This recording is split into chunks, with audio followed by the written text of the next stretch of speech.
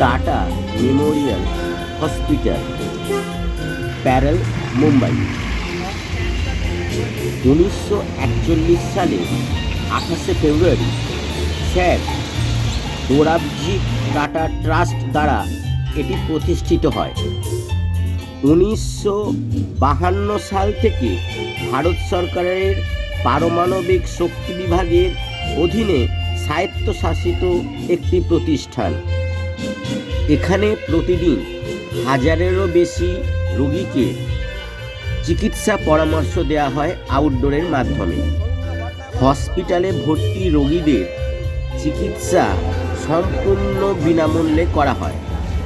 চিকিৎসার জন্য email ID msoffice@pmc.gov.in, phone number 02224177000।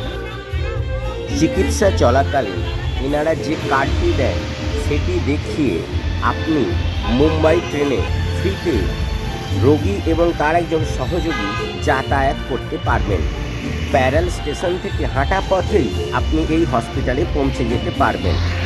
এখানকার ডাক্তারবাবু এবং স্টাফেরা রোগীদের প্রতি অত্যন্ত সহানুভূতিশীল।